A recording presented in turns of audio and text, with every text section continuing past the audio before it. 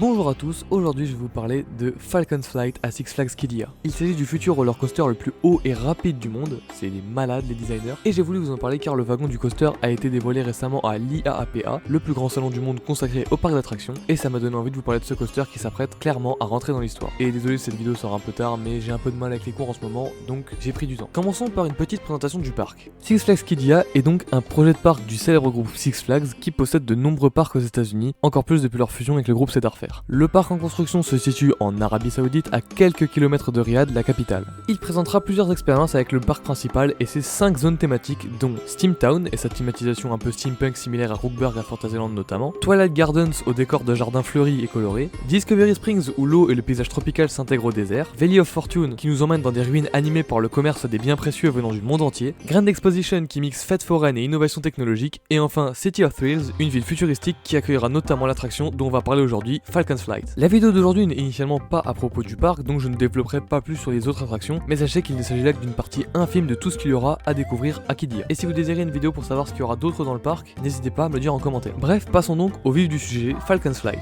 Ce roller coaster en construction sera le tout premier Hexa-Coaster de chez Intamin, pour la simple et bonne raison qu'il a des statistiques absolument irréelles. Tout d'abord la hauteur. L'actuel plus haut roller coaster du monde est King Daka à Six Flags Great Adventure aux États-Unis, avec 130 mètres de haut, ce qui est déjà absolument énorme. Mais c'est sans compter sur ces fous de saoudiens qui nous préparent un coaster d'environ 195 mètres. Ils viennent donc pulvériser l'ancien record de 65 mètres, donc oui, si vous êtes fort en maths, ils ont fait un fois 1,5 à la hauteur normale. Mais donc il n'y a pas ça qui est fou puisqu'on passe maintenant à la vitesse. L'ancien record de vitesse semblait imbattable avec Formula Rossa à Ferrari World Abu Dhabi aux Émirats Arabes Unis et c'est 240 km/h, mais globalement même ça ils en ont rien eu à foutre et le coaster devrait atteindre les 250 km/h. Mais entre nous c'est sûrement une contrainte de frottement de l'air parce que s'ils pouvaient ils auraient fait plus rapide. 100%. Bref, c'est donc des stats absolument démesurées, plus de 4 km de long, 195 mètres de haut, 250 km/h. Franchement, j'ai des doutes sur le fait que ça fonctionne correctement à long terme en termes de logistique.